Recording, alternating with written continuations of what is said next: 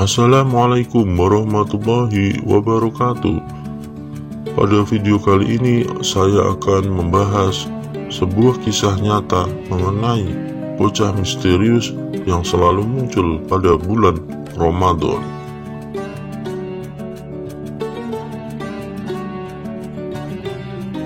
Semoga kisah ini bisa memotivasi kita untuk selalu peduli kepada lingkungan sosial kita, terutama orang-orang fakir miskin.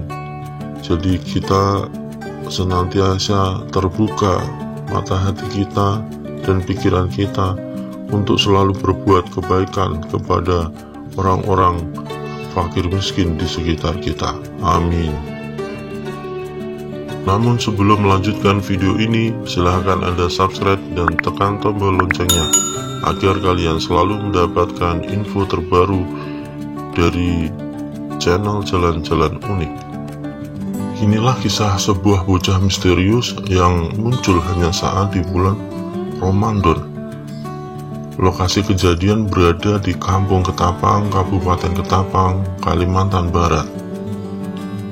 Bocah ini menjadi pembicaraan di Kampung Ketapang karena tingkah lakunya yang cukup misterius ya. Ia selalu mondar-mandir keliling kampung. Dia juga menggoda anak-anak sebayanya, anak-anak remaja, bahkan orang tua. Hal ini tentu saja sangat menyebalkan bagi orang kampung. Bagaimana tidak menyebalkan? Anak itu menggoda dengan berjalan ke sana kemari, sambil tangan kanannya itu memegang sebuah roti isi daging yang sangat lezat dan tampak berwarna coklat menyala. Sementara tangan kirinya itu memegang es kelapa yang sangat menyegarkan dengan butiran-butiran es yang melekat di plastik es tersebut. Pemandangan tersebut menjadi hal biasa bila orang-orang kampung melihatnya bukan pada bulan puasa.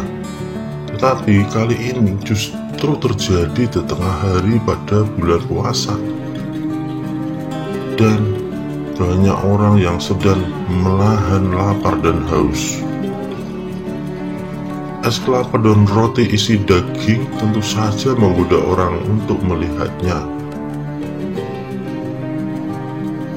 Pemandangan itu semakin bertambah tidak biasa karena kebetulan selama 3 hari semenjak bocah itu ada, matahari di kampung itu lebih terik dari biasanya dan semakin panas terasa di badan. Lukman mendapat laporan dari orang-orang kampung mengenai bocah itu. Mereka tidak berani melarang bocah kecil itu menyodor-nyodorkan dan memperagakan bagaimana dengan nikmatnya ia mencicipi es kelapa dan roti isi daging tersebut. Pernah ada yang melarangnya, tapi orang itu kemudian dibuat mundur ketakutan sekaligus keheranan. Setiap dilarang, bocah itu akan mendengus dan matanya akan memberikan kilatan yang menyeramkan, membuat mundur semua orang yang akan melarangnya. Lukman memutuskan akan menunggu kehadiran bocah itu. Kata orang kampung, belakangan ini setiap waktu duhur anak itu akan muncul secara misterius. Bocah itu akan muncul dengan pakaian lusuh yang sama dengan hari-hari kemarin, dan akan muncul pula dengan es kelapa dan roti isi daging yang sama juga. Tidak lama Lukman menunggu, bocah itu datang lagi. Benar sekali, ia menari-nari dengan menyeruput es kelapa itu. Tingkah bocah itu jelas membuat orang lain menelan ludah, tanda ingin meminum es itu juga. Lukman pun lalu menegurnya. Cuma yaitu tadi, bukannya takut, bocah itu malah mendelik hebat dan melotot, seakan-akan matanya akan keluar. Dengan mengucap basmalah, Lukman dengan kembali mencengkram tangan bocah itu. ia kemudian menguatkan mentalnya dan berpikir kalau memang bocah itu bocah jadi-jadian, ia akan korek keterangan apa maksud semua ini. Kalau memang bocah itu bocah beneran, ia juga akan mencari tahu siapa dan dari mana sesungguhnya bocah itu berasal. Mendengar ucapan bismillah itu, bocah tadi mendadak menuruti tarikan tangan Lukman. Lukman pun menyentak tangannya dan menyeret dengan halus bocah itu dan membawa ke rumahnya. Gerakan Lukman diikuti dengan tatapan penuh tanda tanya dari orang-orang yang melihatnya.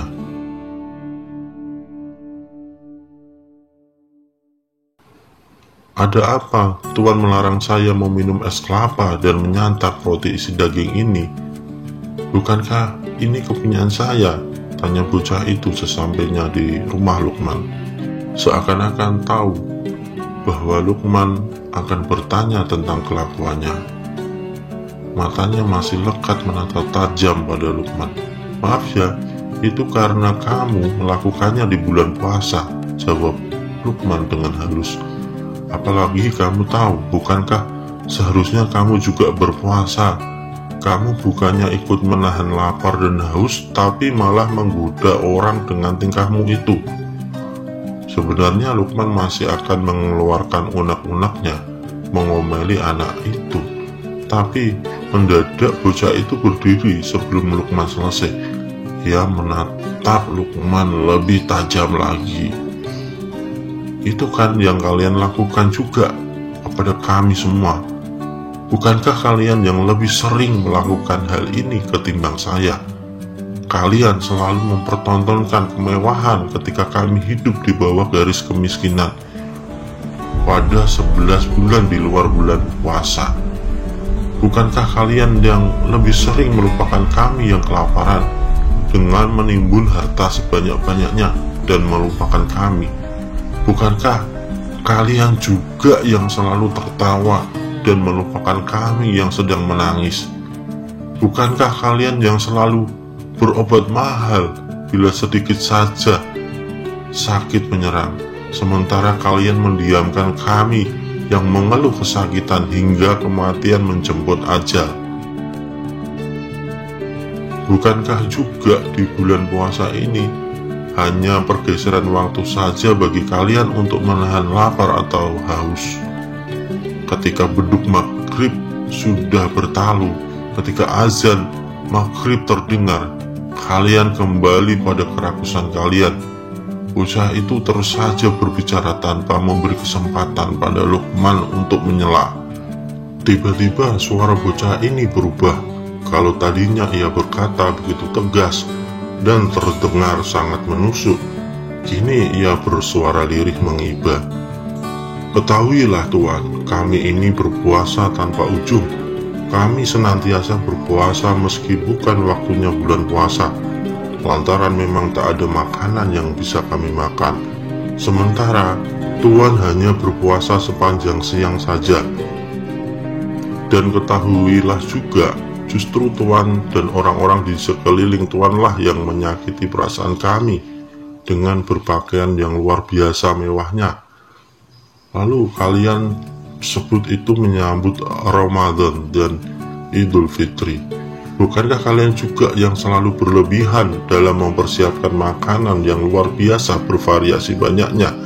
Segala rupa ada, lantas kalian menyebutnya dengan istilah menyambut Ramadan dan Idul Fitri. Tuan, 11 bulan kalian semua tertawa di saat kami menangis. Bahkan pada bulan Ramadan pun hanya ada kepedulian yang seadanya pula. Tuan, kalianlah yang melupakan kami.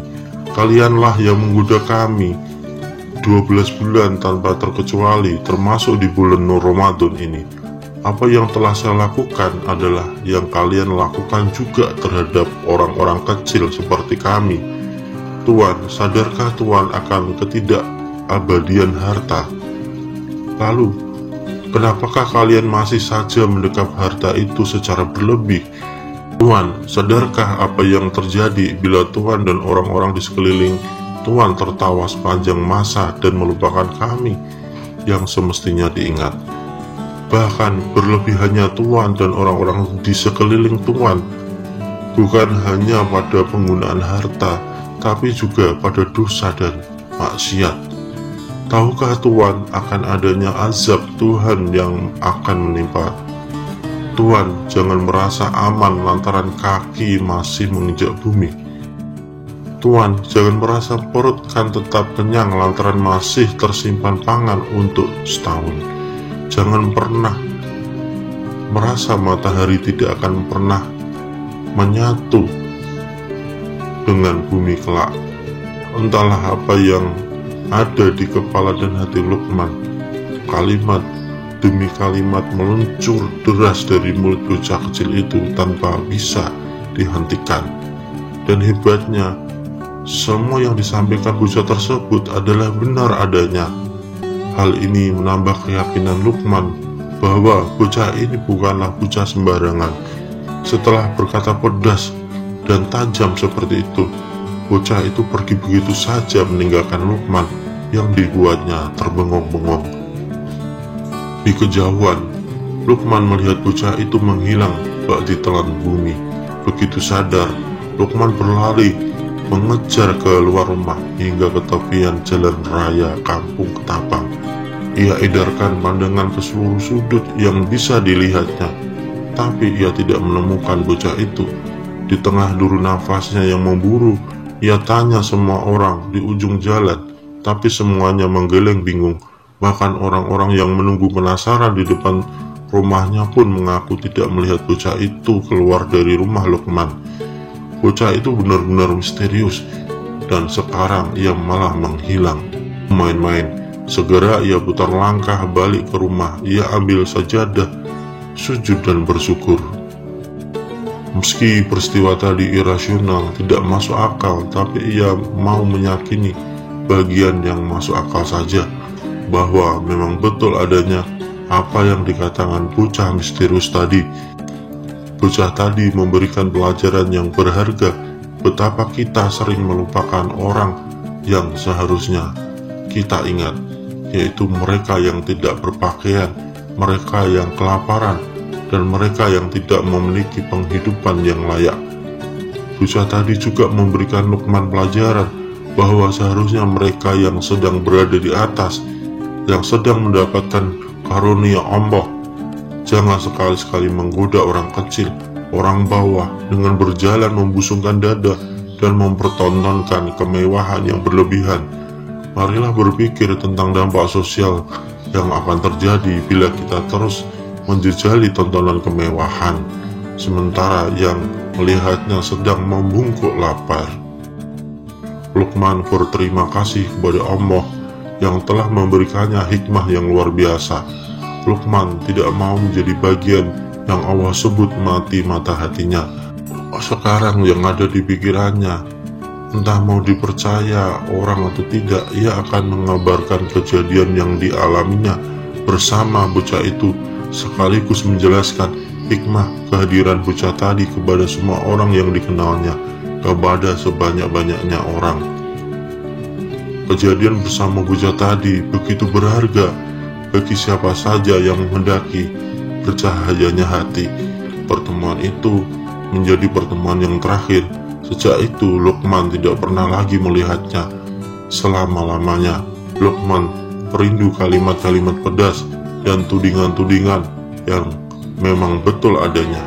Lukman rindu akan kehadiran anak itu, agar ada seorang yang berani menunjuk hidungnya ketika ia salah. Demikianlah kisah bocah misterius yang selalu muncul pada saat bulan Ramadan. Jika kalian suka dengan video ini, silahkan Anda subscribe dan tekan tombol loncengnya. Terima kasih.